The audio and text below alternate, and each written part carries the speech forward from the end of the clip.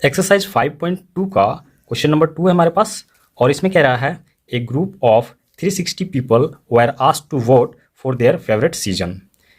एक 360 व्यक्तियों का ग्रुप है और उस ग्रुप को कहा गया उसके अपने फेवरेट मौसम को, अपने पसंदीदा मौसम को वोट करने के लिए कहा गया फ्रॉम 3 सीजन्स, 3 सीजन में से। तो मुख्य रूप से हम लोग तो जानते हैं इंडिया में 3 सीजन है, तो उन्हीं 3 सीजन में से उन लोगों को वोट करने के लिए कहा गया।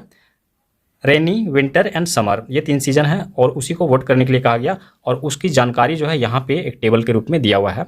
सीजन्स हो गया, ये समर हो गया, रेनी हो गया, विंटर हो गया। नंबर ऑफ वोट्स, तो वोट्स हम लोग देख रहे हैं यहाँ पे कितने नंबर है वोट्स का। तो फर्स्ट में जो है 90 है, 120 है, समर जो है वो 90 है, रेनी सीजन 120 है और विंटर सीजन 150 है। इतने लोग इस तरह से इस सीजन को पसंद करते हैं। टोटल जो है पीपल हो गया 360। अगर इन तीनों को हम ऐड करेंगे तो हमारे पास आएगा 360। अब यहाँ पे इसी से संबंधित क्वेश्चंस दिया हुआ है और इसका आंसर देना है, जैसे कि विच season got the most votes, कौन से सीजन को सबसे ज़्यादा वोट पड़ा। तो ऐसे जैसे कि हम लोग यहाँ पे देख सकते हैं विंटर सीजन को सबसे ज़्यादा वोट पड़ा है 150। बाकी ये दोनों मौसम जो है सीजन वो इन दोनों को कम वोट मिला है।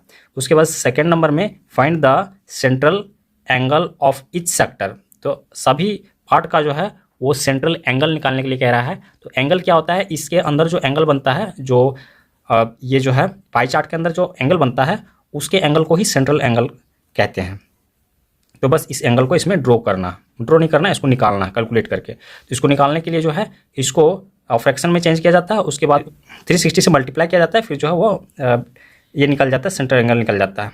उसके बाद draw a pie chart to show this information, तो सेंट्रल एंगल निकालने के बाद ही पाई चार्ट हम लोग ड्रॉ कर सकते हैं। तो यहाँ पे थर्ड नंबर में पाई चार्ट ड्रॉ करने के लिए कर रहा है। तो आइए सॉल्व करते हैं इसको। क्वेश्चन नंबर 2 का फर्स्ट पार्ट यहाँ पे लेते हैं और इसमें ज़्यादा कुछ नहीं लिखना है, सिर्फ लिखना है सबसे ज़्यादा विंटर सीजन को मिला है तो बस विंटर सीजन लिख दीजिए, विंटर सीजन। ये हो गया कंप्लीट। सेकेंड पार्ट में सभी सेंट्रल एंगल निकालने के लिए कह रहा है।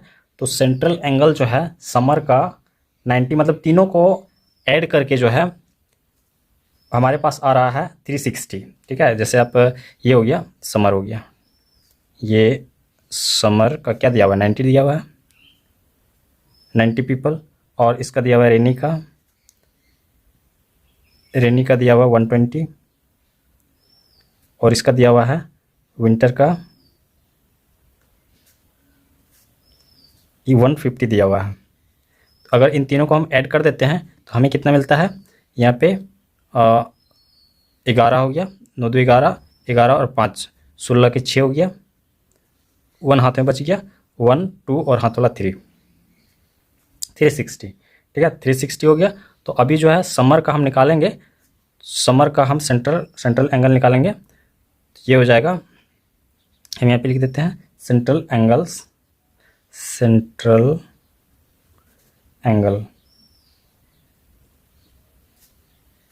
ऑफ समर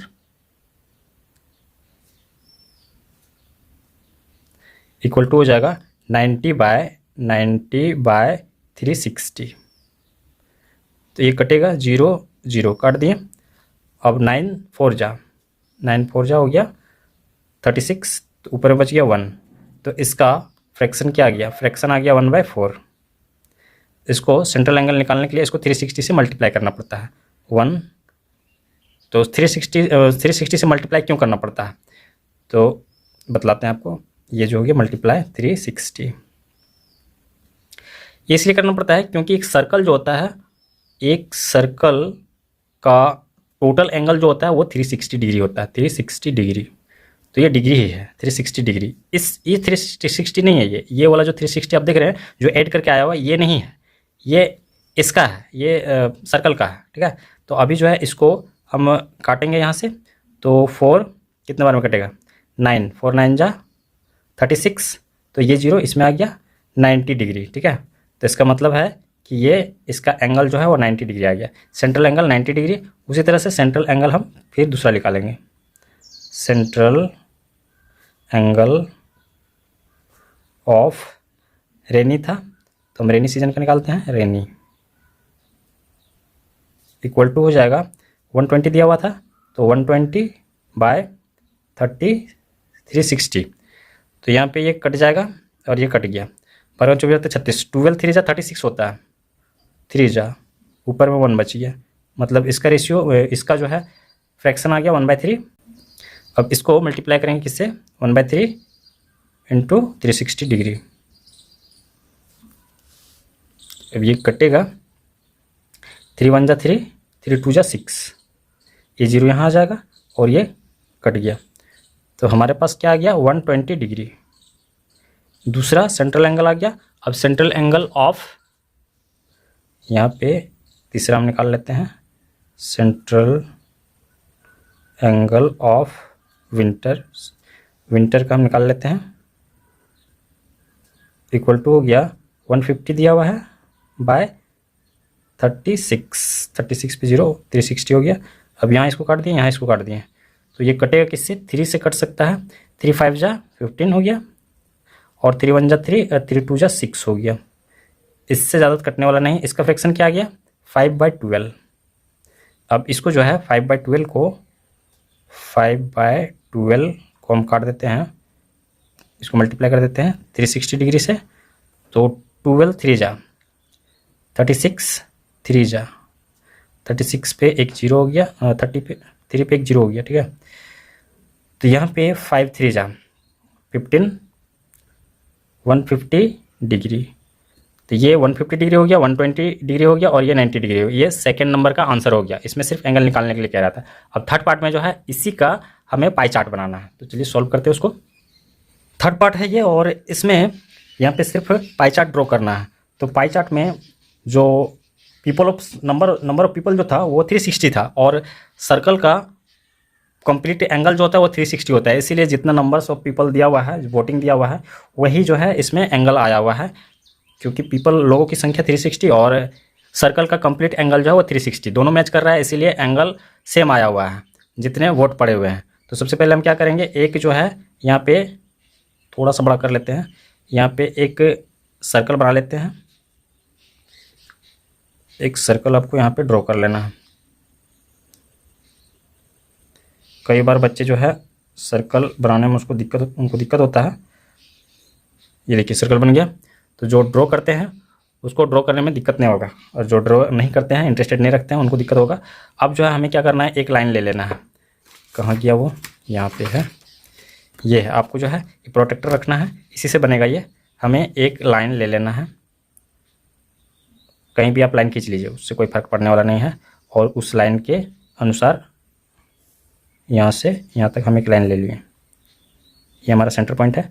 अब यहाँ से फर्स्ट में हम 90 डिग्री का लेते हैं। तो 90 डिग्री का देखिए यहाँ पे एकदम same to same line to line बैठाना है, इसको एकदम लाइन में बैठाना है, इधर उधर बिल्कुल भी नहीं करना। ये 90, और यहाँ पे 90 के ठीक सेंटर में जो है यहाँ पे इसको पॉइंट दे देना है, और इसको यहाँ से खींच लेना है, सर्कल लाइन से ही खींचना है।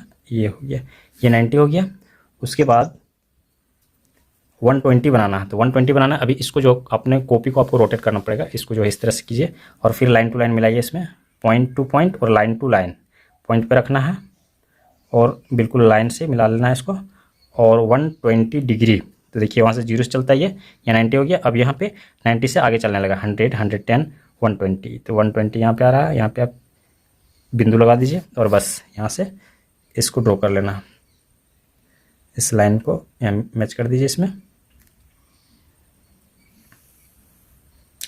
यहाँ पे एक मिस्टेक हो रहा है एक्चुअली, यहाँ पे जो है इधर नहीं करना है, ठीक है। इसको मिटा देते हैं। हमें सेंटर यहाँ पे सर्कल लाइन से बाहर नहीं जाना, ये नहीं रहेगा, ये जो है यहीं तक रहेगा, ठीक है, सर्कल लाइन तक रहेगा। ये हो गया। तो ये जो तीसरा जो एंगल बनेगा 150, वो अपने आप ही आ जाएगा। अब यहाँ पे आप इसको दिखा दीजिए, यहाँ पे लिख देना है 90 डिग्री हो गया, ये 90 डिग्री, और ये हो गया 120 डिग्री, और ये हो गया 150 डिग्री। आप इसमें कुछ ड्रॉ कर सकते हैं तो ड्रॉ कर दीजिए, इसको किसी को थोड़ा डार्क कर दीजिए, किसी को थोड़ा ज़्यादा डार्क कर दीजिए और किसी को दूसरा कोई चिन्ह भी दे दीजिए। चलिए हम दे लेते हैं, उसके बाद आपको दिखाते हैं। ये देखिए इस तरह से डिज़ाइन कर दीजिए, इसमें कुछ अपने हिसाब से अलग अलग, तीनों अलग डिफरेंट डिज़ाइन होना चाहिए, कर दीजिए और ये कंप्लीट आपका हो गया। और नहीं भी करते हैं तो कोई दिक्कत नहीं है, यहाँ पे जो है आपको लिख देना है ये क्या था, ये समर था, ठीक है। इस एरिया में, इस पार्ट में या तो अंदर में आप लिख सकते हैं या फिर आप बाहर में भी लिख सकते हैं। ये हो गया समर, इसको यहाँ पे समर लिख दीजिए। उसके बाद जो है 120 रेनी था, तो यहाँ पे आप रेनी लिख दीजिए, रेनी। और यहाँ पे विंटर लिख दीजिए, विंटर। कंप्लीट हो गया क्वेश्चन नंबर 2। नेक्स्ट क्वेश्चन लेते हैं।